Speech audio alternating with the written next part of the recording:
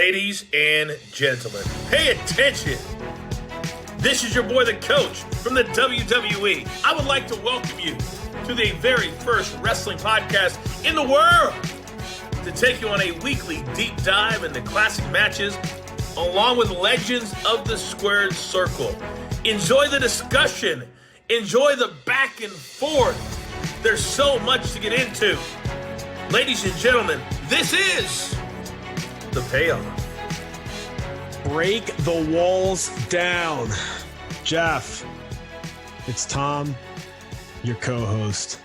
You ready to cover a Chris Jericho match? I believe our first ever. That's what I thought. We got to do it, man. I know. Been over a year, first Jericho match. Wow.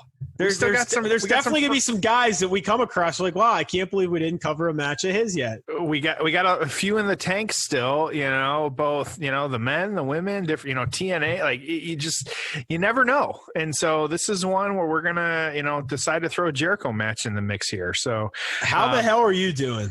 Hey, you know what? Hey, I'm glad you asked. I am doing fantastic. I'm excited to talk about this one. This one was my idea, and so I'm pretty excited to get into this one. But doing well. Enjoying the weather, all that good stuff. Absolutely. All right. Well, so. Yeah, plug our shit and let's talk about why we ready. I'm gonna jump right in. You can tell I got some excitement for this one. So at Payoff Pod, you guys all know the deal. Twitter, Instagram, Facebook, all that good stuff. Like, keep dropping us a few messages here and there. We like to hear what matches you want to do. Like, we're talking to some potential guests. We're looking at some different matches we want to do. Like, we got some different things, mixing it up here, just about kind of tis the season, the leaves are turning or about to turn. We're ready to, get into some new stuff here. So it should be good. But it kind of starts at this point, getting into this Chris Jericho, Shawn Michaels match. Looking at No Mercy 2008. I believe this is the first kind of No Mercy that we've done as well too. But this is one I had said, they kind of shuffled the All Outs or, AEW, the All Out show kind of schedule. But this was one where we said, hey, Jericho being the guy he is on that show, like, let's talk about it. And so, the G1 New Japan is starting, this week as well too, or going on. And so, that's another one too, him doing some time in New Japan. And so it just kind of made sense to, we're like, why aren't we doing a Jericho match? And so here we are. And so, and of course, Tom doesn't hide his love of Shawn Michaels. And so when we were kind of looking at a list of and kind of compiling our best of Jericho matches, this one, we're like, what the hell? Like, we have to do this one. Why wouldn't we do this one? And so that's why we got here. And so I'm excited about this one. How about you, man? I'm pumped, dude. So here's what's interesting is I want us to be really good this year. I say this year because it's year 2 of us doing the show. I want us to find these matches that are just a little off the beaten path. I still want to cover the classics. Right? I still want to cover the all-time classics, the most famous matches, the matches we grew up on. But I want to find matches like this. And don't get me wrong. I mean, we know that this was a great feud. You'll get into it. Like, it's not that we don't remember this, but I just want to find stuff that's just a little off the beaten path, that's out of No Mercy, that's out of Backlash, that's out of Judgment Day. And at least once a month, if not more, cover some of these matches. Like, I'm really pumped to watch this match because I don't remember a whole hell of a lot of it. If this took place at WrestleMania, I'd remember more of it. So there's just stuff that happened on, call it the B shows, call it a smaller stage, whatever, whether it was TNA or a B show of the WWE or whatever it might be. I just want to start covering more of these. And so I think it's fun for us. I think it's also hopefully fun for all of you listening to just go back and watch some of these matches that you may not remember, that don't pop up on the highlight shows, but they're great matches, right? They're 4 or 5 star matches. They're going to be 8, 9s, and maybe even a 10 on our payoff score, but just a little off the beaten path, Jeff. So that's all I got. Yeah, absolutely. No, good stuff. So let's just jump right into it, man. We got the build, so throw us to it. All right, it's time for the build. Oh, it's time for the build.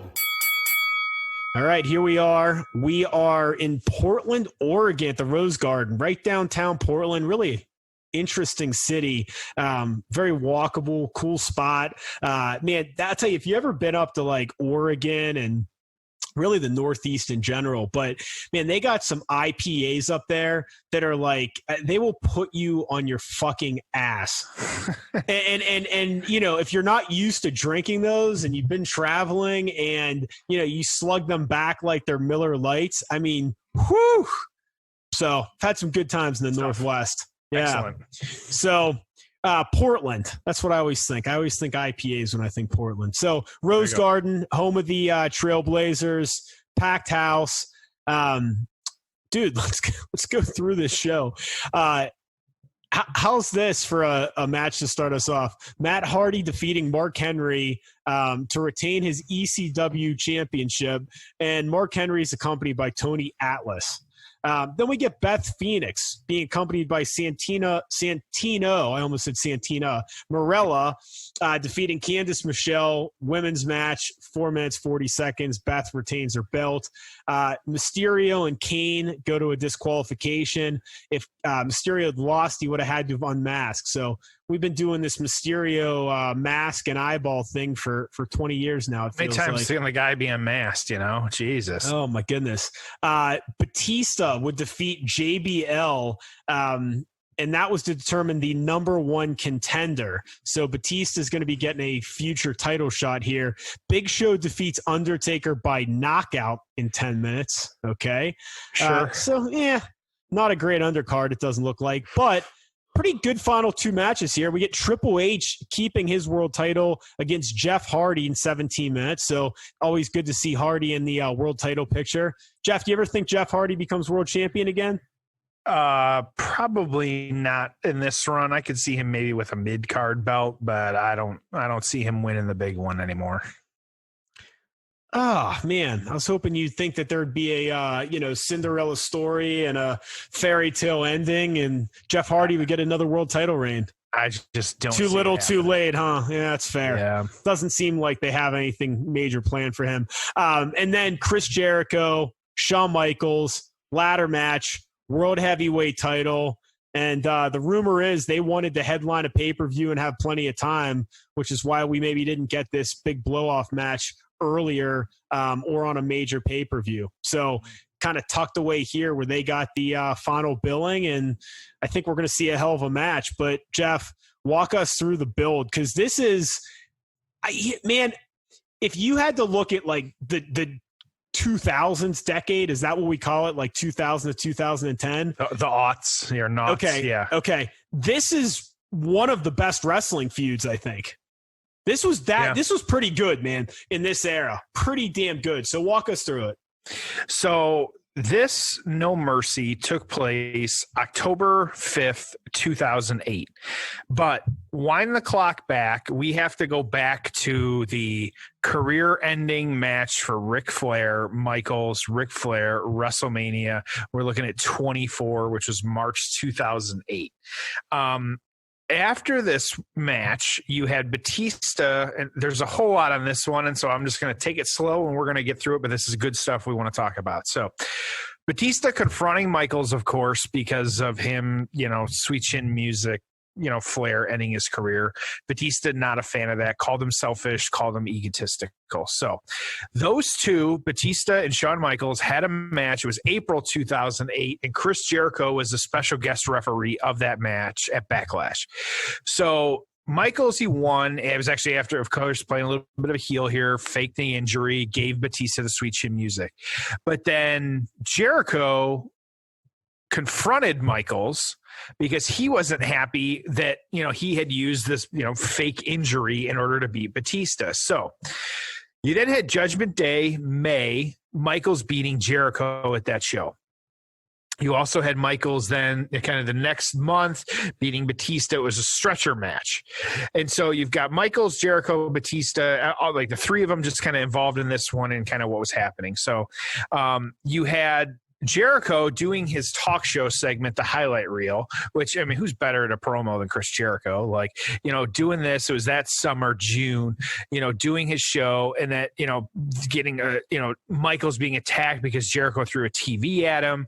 It was just a whole thing. And so part of the story was that Michaels was injured to the point where, he couldn't, have the match. It was just, the injury got flared up. It was a kind of a weird thing, but how it played out that, Jericho going after, it was actually Michael's eye had a detached retina. And so that's why the match stoppage because of what was happening. So SummerSlam now, we're trying to get to October. We're August 2008. You have Michaels, one of, you get a nickel every time a wrestler retires. Michaels announcing his retirement from pro wrestling that SummerSlam.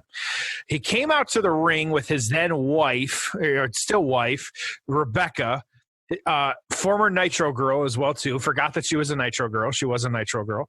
And so to announce that, after, the injury he had sustained to his eye, which again, serious eye injuries in the WWE time. Like we know, like between Rey Mysterio and this, like you got to take that shit serious, but the storyline piece of this was he was going to retire because of, not just, the eye injury, but then, just all the injuries he had sustained over his career. So you have Michaels, though, Jericho coming out as Michaels is giving this speech to talk about it, to say that, Michaels is quitting because of what Jericho did to him. You had the two of them verbal jabs kind of back and forth.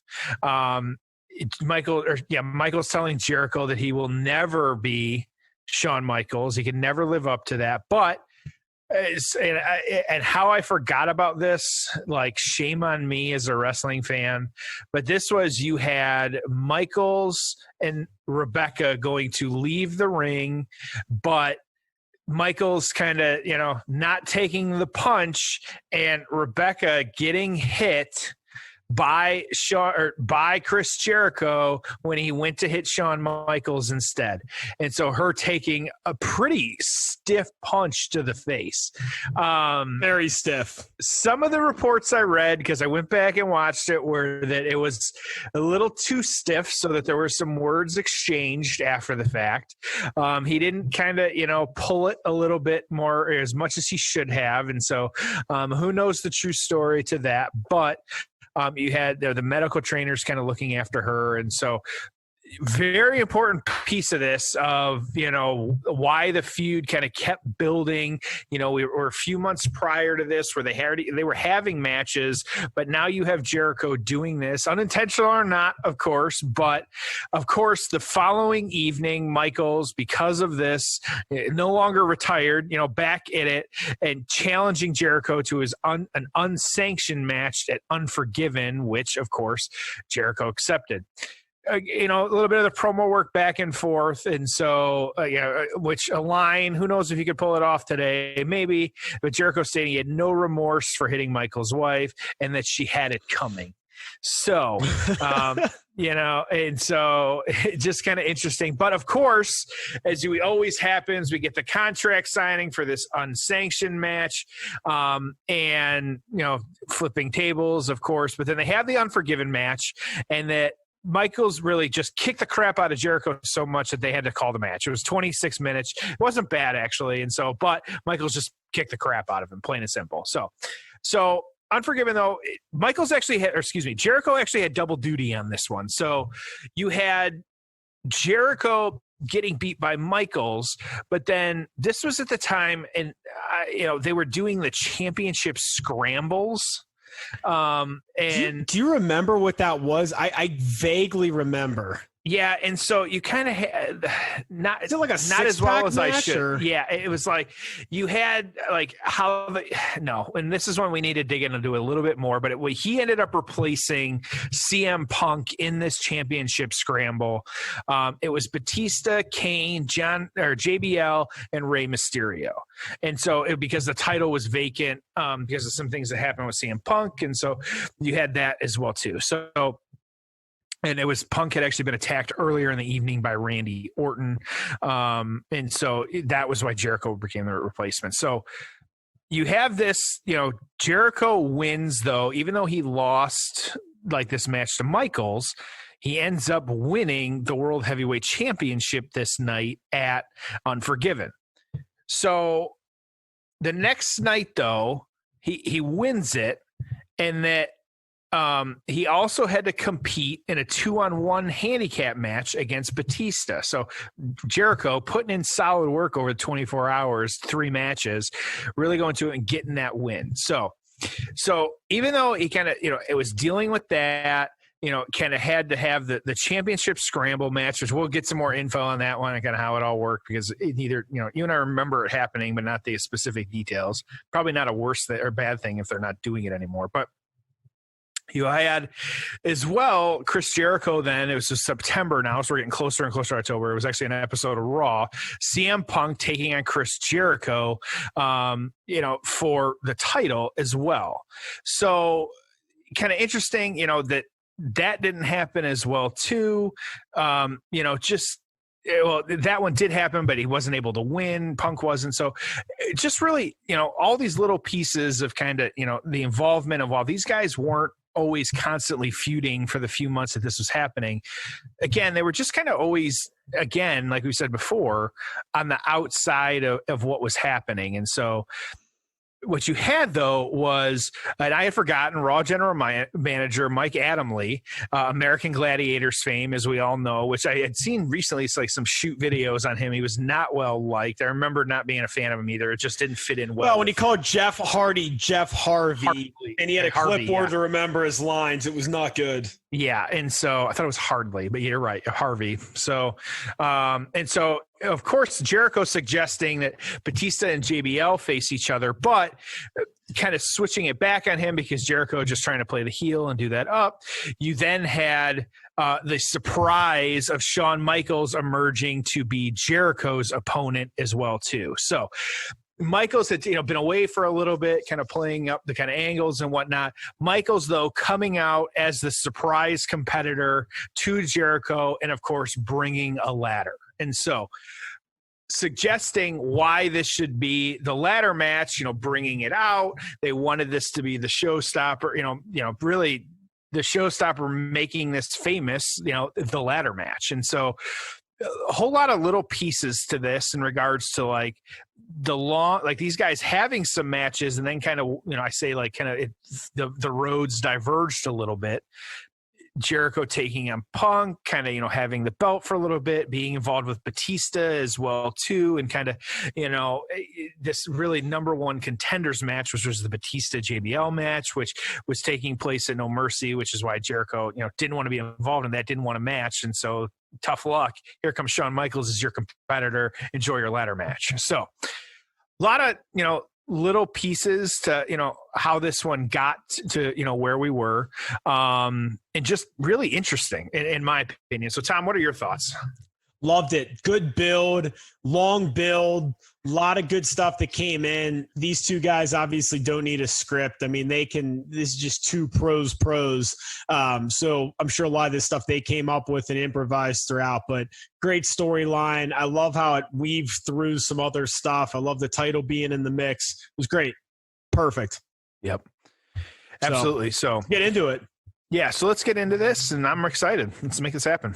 No Mercy 2008, we're at the 2 hour and 15 minute mark. No Mercy 2008, we're at the 2 hour and 15 minute mark.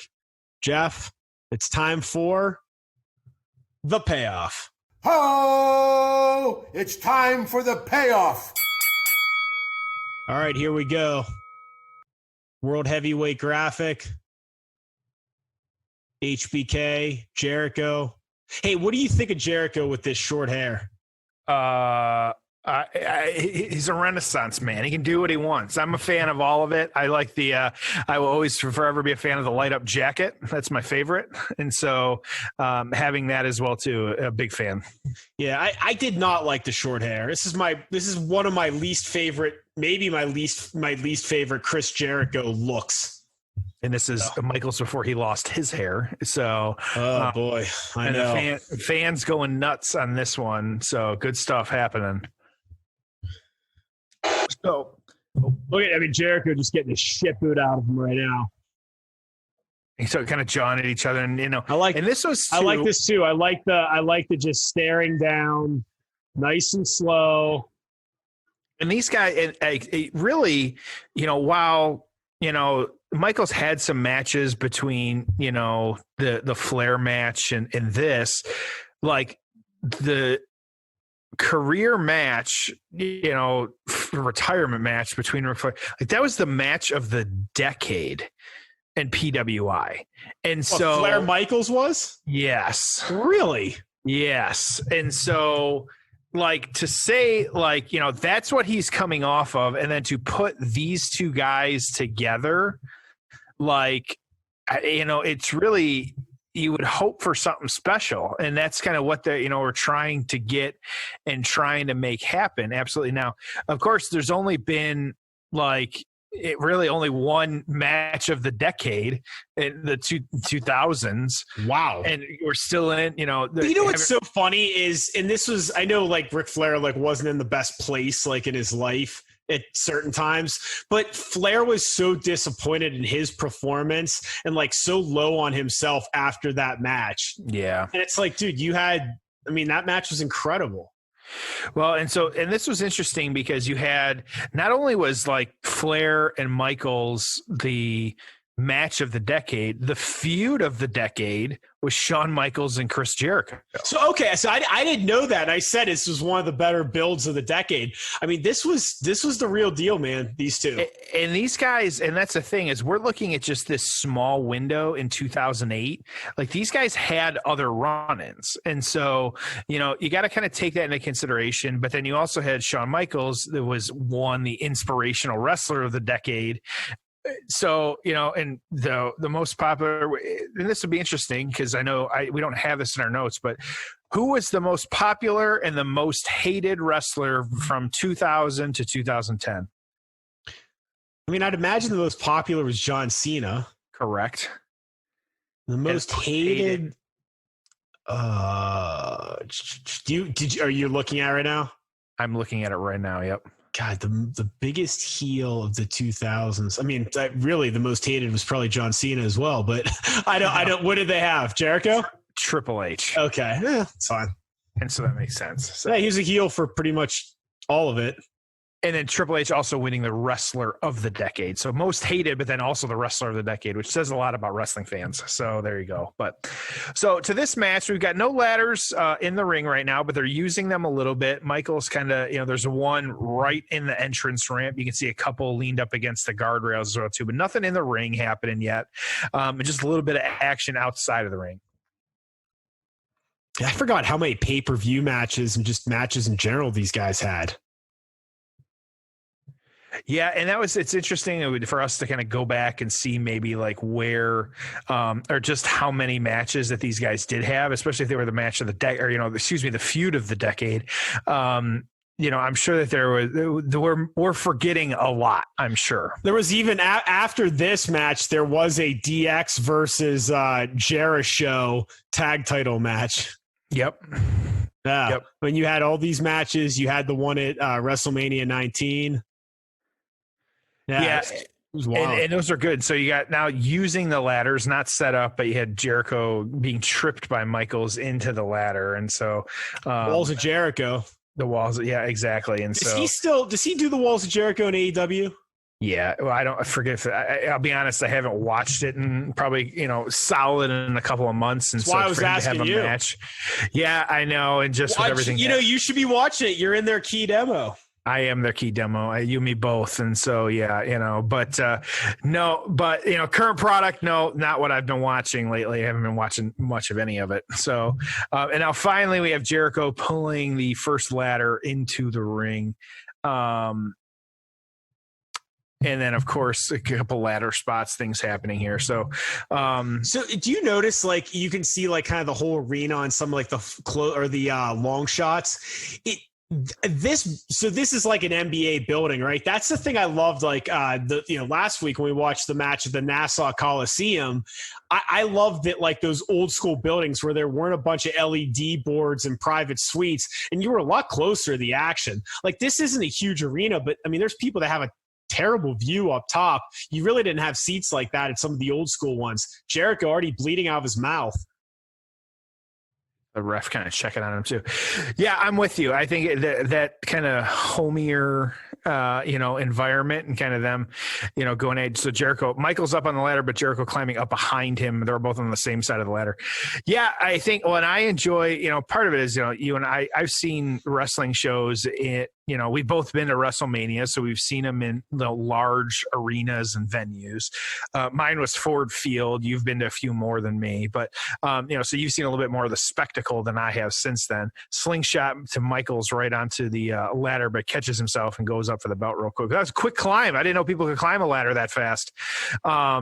But then I've also seen, in Dearborn, Michigan, I've seen in a gym the New Japan War of the Worlds and seeing some of the best wrestlers in the planet wrestling in literally like a community center gym. And so, it's so much of it's just the product. And this is one where these guys are going to put on a show no matter where they're at, but definitely the environment helps. It makes a huge difference. It makes a huge difference for them. It makes a huge difference you're watching. I always think, too, do you ever notice, when there's a Raw in, Chicago and it's dude, it's just so much louder. It's so much better. They try to put on a better show. It's just, it makes such a huge difference. Yeah, absolutely. Well, and the crowd is so much a part of it too. And, and that's so much. And we've said there are just certain towns where, WWE, any of them, WWE, AEW, when we were still having crowds, God only knows when that's going to happen again. But, it can make or break. If people know Chicago, it's going to be a shit show, but if in the best kind of way. But then you've got the famous beach balls in Cesaro, don't ever bring a beach ball around Cesaro. So, really just depends on reading the crowd and seeing what's happening. I'm not a big beach ball fan either, but I get it. Yeah, I don't know. I see both sides of it, man. It's pretty wild though, being there for a Raw after WrestleMania. Place is just a whole different experience. I mean, it's awesome. Michael's doing the crazy selling into the corner, kind of going off, and then Jericho getting thrown into the corner and getting tied up in one of the ladders that was propped up there. And it's funny. It's funny because some of probably the worst spots for these guys are the things that don't even look that good. Like that Jericho thing right there. I mean, that could have really, really hurt and been a pain in the ass. But it's not that great of a spot, But then they could fall 10 feet into a table and be just fine. Well, and his knee is kind of wrapped up in a weird way. And so part of it is, I think, a lot of times when you see an injury in these matches, and correct me if I'm wrong, a lot of times it's when the ladder gets a little loosey-goosey, it just kind of, it takes a weird bounce or, the playing stuff, and I think still one of my favorite spots was the, was a Kalisto doing his finisher over the top of the ladder, Salida del Sol, and breaking the ladder that was propped across him. And so I think that was just it's really cool to see. But then you get a ladder that bounces weird after you throw it in somebody's face, and all of a sudden you're missing a bunch of your teeth and you're bleeding. That's the shit that hurts, I'm sure. Yeah, it's those stingers that you don't expect. Yeah, no kidding. So we got a little bit of a figure four here in the corner. Michael's trying to get it, trying to get it rolled over. A little bit of submission work here. Not a lot of, the ladder. Oh, that's a spot you don't see anymore. And so kicking the ladder it was propped across the ropes into Michael's face. That was good. I think just and I wonder, especially these guys too, just how much of it. Well, I'm sure some of the spots they knew ahead of time, but just how much of it they're like, you know what, fuck it, let's just call it in the ring. Let's just, you got two absolute just pros in the ring, and how much of it these guys just say, hey, we're gonna, go out there and just put on a show for everybody. Yeah, that was a brutal little spot there. So that was a slingshot for those of you at home that may not be listening. So we had Michaels laying under a ladder that's across the bottom two ropes, and Jericho going to slingshot him, and he just hits right into the bottom of the ladder.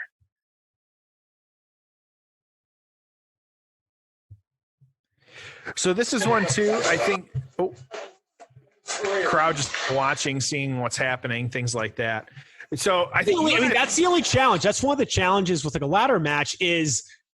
I mean, not that the match would end by pinfall 6 minutes in, but you take out the element of pinfalls and it hurts you in the sense of right now, nothing, right? The match can't end right now. Like there's no roll up, there's no close count. There's, so it's a little bit different where this match is going 20 minutes. They're going to use the ladder a lot. That there's no pinfalls. It's kind of the same way with the steel cage. So, it does take some things out of it. Yeah, absolutely. And this is one too, where again, and so we got the ladder set up now, Jericho climbing one side of it. Michael's trying to get up to his feet to get to the other side of it. It's just interesting, and I think too, you and I've had this conversation. Are you thoughts on, I remember we were together when Jericho won the belt for the first time in AEW. Are you a fan of at least, I know you don't watch as much, but just him being that guy at the time and kind of being really a top heel in the promotion? He still got it for you? Yeah, I think it made perfect sense. I mean, if you look at how they booked him, and I guess, did he have the title for a year, maybe? Maybe a little over a year. I'm not sure exactly how long, but yeah. So the point being is being the first champion, I thought it made perfect sense. I mean, it's the biggest star that they realistically could have had that could still work main events, who that hardcore audience would take seriously. I mean, he checks a lot of boxes, right? Great promo, legit, still can work, big ass star, big name, brought some people back into it, or people that otherwise wouldn't have watched, likable guy, doesn't have an ego, willing to put anyone over. So yes, he was the perfect guy. It was great they were able to get him. I don't blame him for going there. It was certainly, more fulfilling than his, time in WWE would have been. Limited schedule. So yeah, I thought it was a win for him, a win for AEW. Why not? He's going to make a hell of a lot of money working a very limited schedule over a 3-year time. And then maybe he wants to work with the younger guys and be an announcer. It's kind of crazy to think that Chris Jericho won't ever be back in the WWE, but he's probably not going to ever be back in the WWE. Right. And this is one. So he had the belt for 182 days. So literally just 6 months. Yeah. Yeah. Okay. It felt longer, but I guess because he was before they coming up with the title and stuff. And it was about 2 years ago. It was August 31st, 2019 when he first won it. So a little over a year ago where he first had it. So Michael's now using the ladder, just kicking the crap out of Jericho, throwing it from the ring to a Jericho who's laying prone on the outside, just throwing it on top of him. And it was just, that's how both of us had that reaction of, oh man. So Taz, part of that SmackDown announce team, I always thought he was really good on commentary. He's good, and especially doing it in AEW now too. Just really good stuff. And so, and now you've got Michaels clearing the table, the announce table, getting ready to break it. And of course, or getting ready for the spot with a ladder that's set up right next to it. And so, good stuff on this one. So, would you climbing the ladder? I don't remember this match at all. Yeah, and this is one, like we said, when we were kind of getting into this, so Jericho is propping himself up, kind of going after it. And so some of these too, and I have been very critical, and I know you have as well too, about some of the setup and they are both, this is looking very precarious. And back through the table. It weren't necessarily, so many spots nowadays, the setup is so long and it takes so long to get it right that it just doesn't look good. I haven't seen a bad ladder spot yet in this match. You mean one that was overproduced? Yes. Yeah, I agree. Yeah, they're just, it's obviously if two guys were fighting, they probably wouldn't be, hammering each other with a ladder. So you have to suspend some belief. I get that. But at the same time, it's not hey, I'm going to set all these things up. So yes, this was that's a kind of that to me is a really just dangerous spot for no reason. Especially for Jericho, man, you can bang your head and coming down pretty hard. And that was, they were way so to control it. If you notice, they kind of shot the table a little far. They were so close to it. Yeah. How they kind of went through and kind of handled it. Yeah. And so, well, and I'm kind of disappointed to hear, Tom, you've never been in a ladder fight. You would not, you don't think that people would bring a ladder to, a fight at any given point? What's the deal? You've watched wrestling for long enough. Do you not believe that shit? What the hell, man? I've never been in a fight that involved a ladder. I have, but not a real one, just a worked one. like I said, if I'm ever, getting a bar fight or at a Buffalo Bills tailgate, I know that the table may not break. So, you got to be prepared for all outcomes though. And so if there's a ladder in the room, I need to put some distance between me, I'm going for the ladder, plain and simple, First backyard match I ever worked involved a ladder. Did it? Yeah, I took a diamond cutter off the top through some cardboard boxes. See, and that, that's what it is. It's all about the ladder. So, again, so we've got ladders a little bit all over the place on this one. We got Michaels trying to do something. Yeah, they're using the ladder a ton. I'm not complaining. I'm just saying the ladder's been almost involved in everything. You know what sounds crazy? I'm so used to watching all these 18-man Money in the Bank matches or tag matches. It's I don't feel like you watch a one-on-one ladder match very often. It's just so different. It is, and that's a solid point. And this is a very scary spot. So this is Michaels on the top turnbuckle, Jericho on a ladder that's pretty much being held between the two of them, trying to suplex him. And here you go, Jericho, a little woozy. And Michael's pushing him back. Yep. Oof. Did a good job of protecting himself there, though, kind of letting go of the ladder and let it happen. So, but that's a good point. I would have to agree with you. You just don't see, and maybe, I'm sure we're forgetting some, but you just don't see a whole lot of Oh, he kind of missed that one a little bit. Didn't get it all, as they say. Yeah. You don't see a whole lot of single ladders matches anymore. That's what I'm saying. You figure most of them you see, wasn't there one at WrestleMania that was New Day and that was a three-way there, right? It was three singles guys. Yes. Wasn't it Morrison, Big E, or something like that? Okay. And one of the Usos maybe. And then, but you just don't see, and then obviously Money in the Bank this year, but you just don't see the one-on-one, hey, we got to hang this title from the rafters one-on-one anymore. Well, and that's, Money in the Bank. That is the piece of it is you got to climb the ladder. And so much of it. Michael's trying to tune up the band a little bit here. Here we go. But struggling, leaning against, man, just talk about one of the best sellers ever. My God. I think he's a great seller. I think Lesnar. I think those are two of my favorites of all time. Yeah, some of these guys that we've just had, recently talking about on the show. And Michael's going in for Sweet Chin Music, but Jericho grabbing one of the ladders and throwing it into Michael so he can't hit it. So just fantastic stuff there. Yep. This is a hell of a match so far. It really is. Yep. Yeah, a ton of ladder spots. So, again, using the ladder, laying it over the top of Michaels now. Jericho, we don't even know what he's going to do. We're just kind of waiting to see it here. The moonsault on top, onto the top of Michaels, but Jericho too hurt to go for the belt. I was going to say go for the cover, but go for the belt.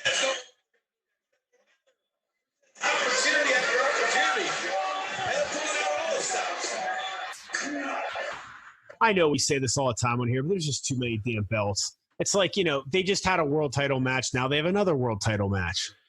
Well, and I thought I just heard a thing where they were talking about redesigning one of the belts or something like that. And so there's just and we've said it at any given day or week, if you were to say, who owns or, who is in possession of what belts, you couldn't go through the whole list right now. And even if you get rid of, the kind of 24/7 or things like that, I don't even know. Oh, right. God. Oh. So this spot, that was rough. When Jesus. they do those big, crowd going nuts. When they do those big spots where they just fall out to the ring like that, God, it's just hard to believe you wouldn't twist your knee or your ankle or really hurt yourself. He's selling it, but watch this. So you've got to be 9 feet in the air, and then you're thrown 5 feet across. And he landed on his feet. Oh, yeah. And so you just know that hurt like hell. Hands into HBK.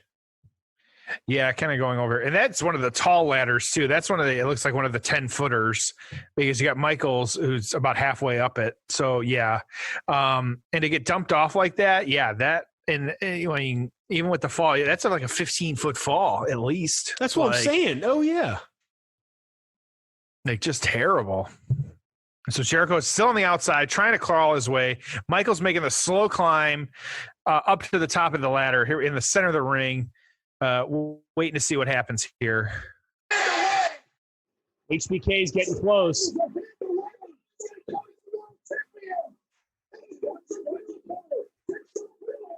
Oh.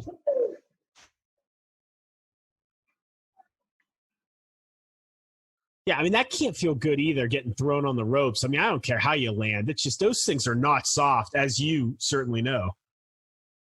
Yeah, of course. Yes, I know all too well. Yes, of course.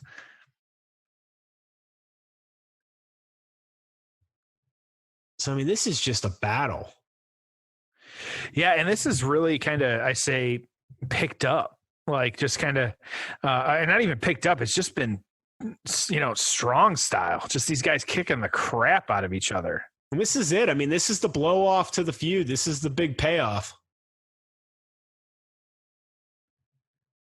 Guys been jawing back and forth the better part of the year.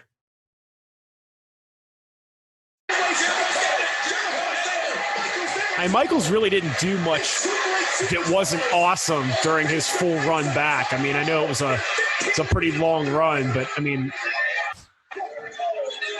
and both guys here, and this is the kind of classic shot that I know we've used for our graphic this week of Jericho and Michaels at the top of the ladder, and here comes the interference. Yep. Lance Cade. Michaels trained him. Yep. And so getting interference, grabbing Michael's leg. You've got Jericho tied up in the ladder, kind of strung up upside down. Yeah, I mean, he's put upside down for 20 seconds. It's great. Super kick on Cade. He's out cold. Jericho. No. Get him. And Jericho now. Yep. On Shawn. Shawn trying to climb after fighting, but couldn't get it unhooked. Both guys just going for it. This is one and we're not going to spoil it, but genuinely no clue who is going to get it at this point. And both guys, both hands on the belt with both guys, both of them holding onto it, and then they're just laying back on it. It's unstrapped. Jericho's just pulling on it one direction, like barely, not even on the ladder almost. And Michael's trying to pull him back in, holding the other side of the belt over the hook. And these guys, just a classic look. My God. Oh, Jericho with the headbutt and pulling it down and falling off big time. There you go. Oh, I hate the finish. All right. As a fan. Great match.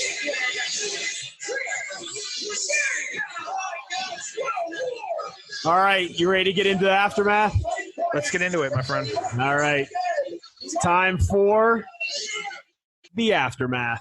Ho! It's time for the aftermath. All right, initial thoughts?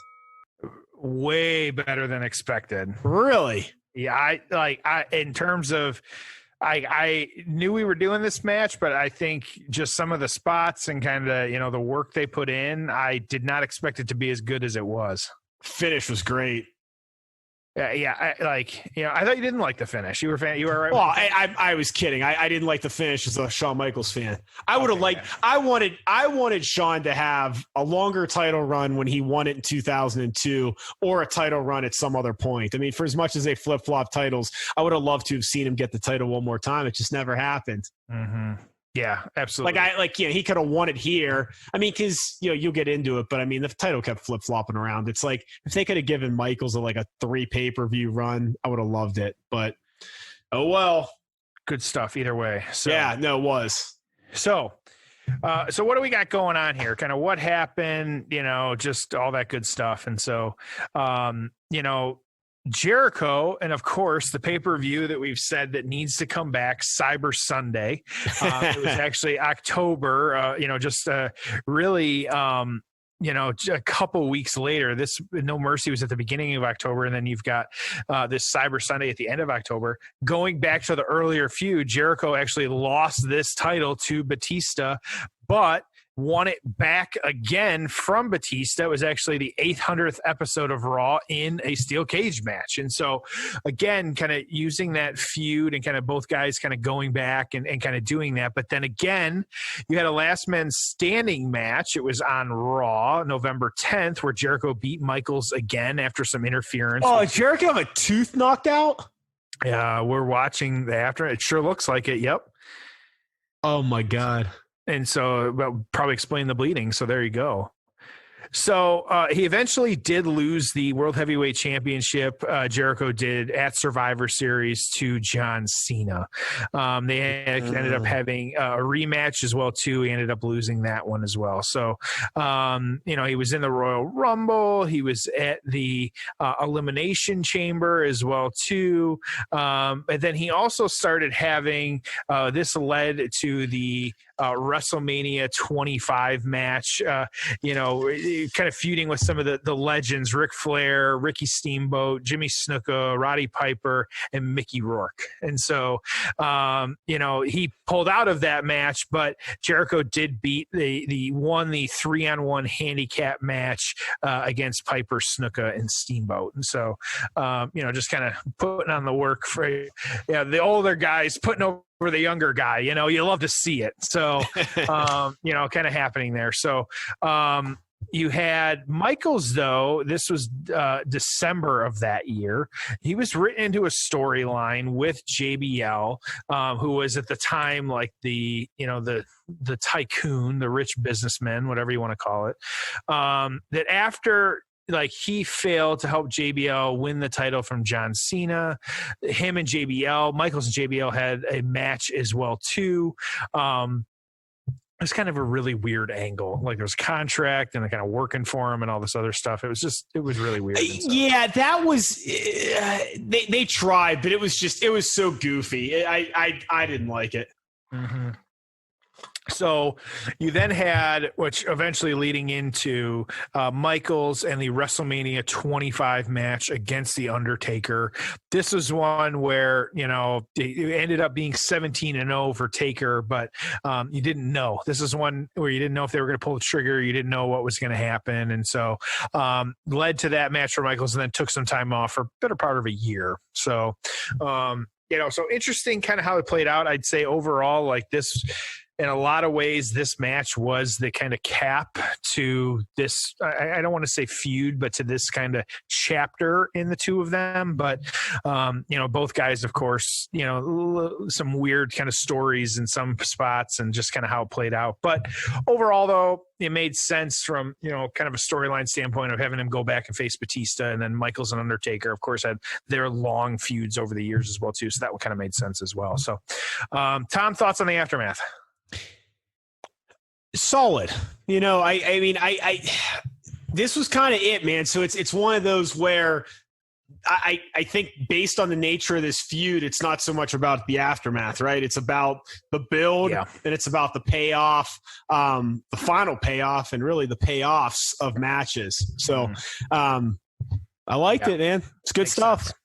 So PWI, we've been adding it to the show, as you know, I say we've added it to the show. We've been doing it for 6 months. And so PWI ranking, time flies when you're sitting at home during a quarantine, and so this year, Jericho was 29, Michaels was 7. As we already said, it was the feud of the year. Jericho was one of the most hated this year. So this was interesting. So the feud of the year, so Jericho was the most hated and Michaels was the runner up. And then Michaels was the most popular and Jericho had the comeback of the year. So these guys, I don't think I remember just how this year, and we need to, we kind of talk through it, and that's why I included so much. These guys, this was the year of Jericho and Michaels in 2008.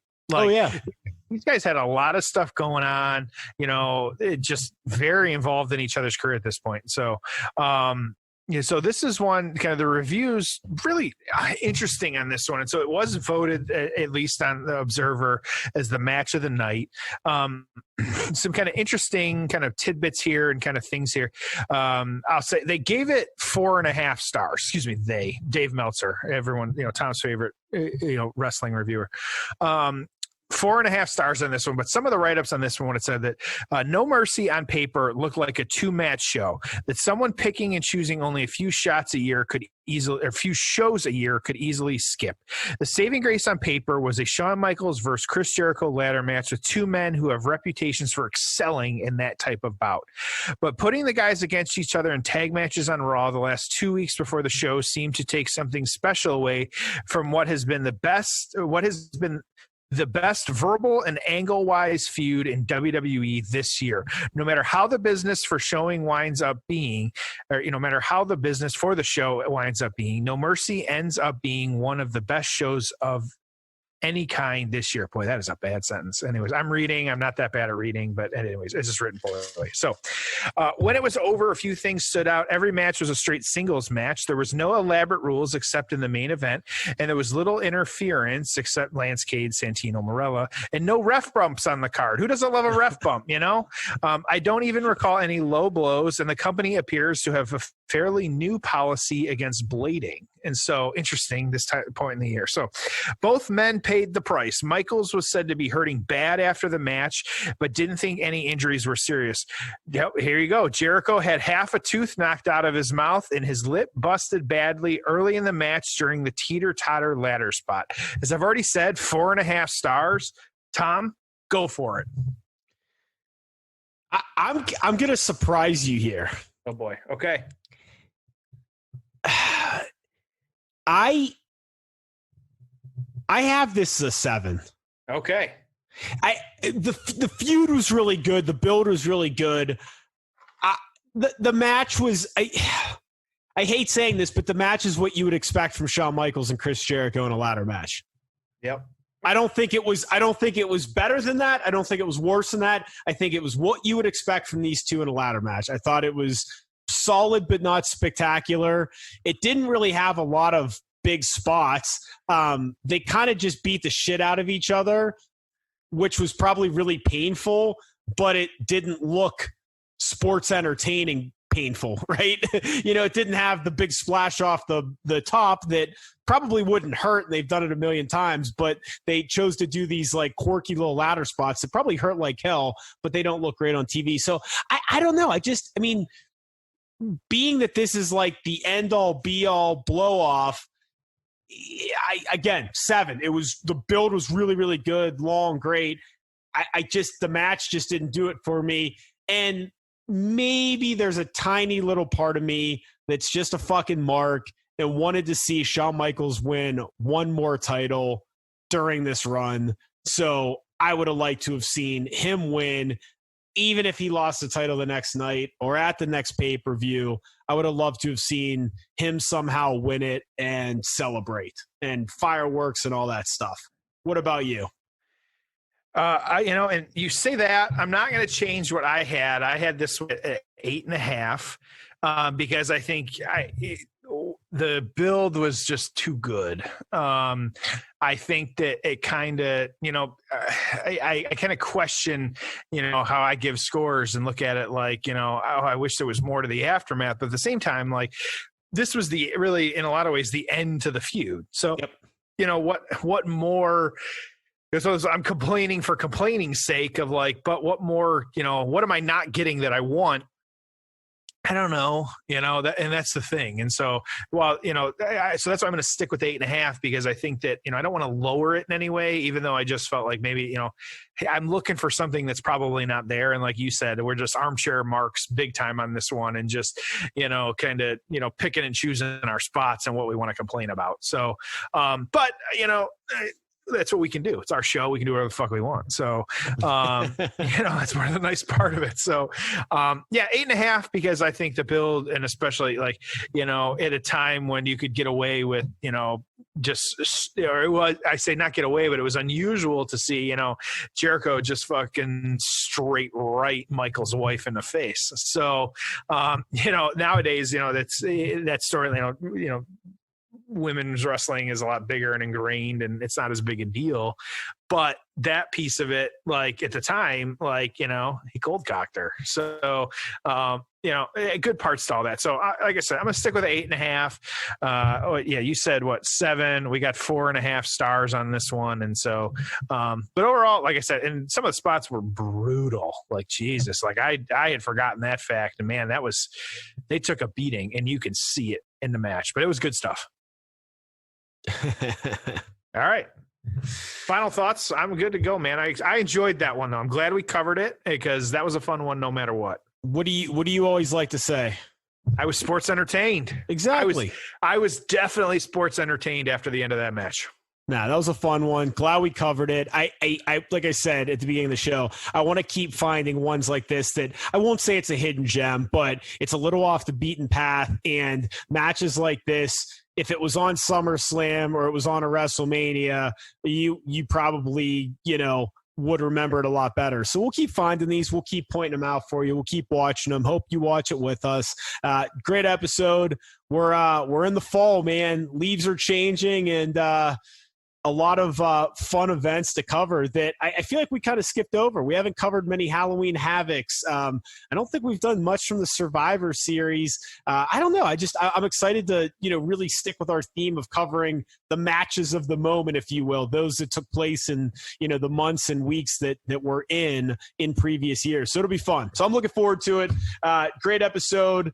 And as always, thank you for your support at Payoff Pod, wherever you social media it. And as always, this is Tom, Jeff. Thank you for joining us on The Payoff.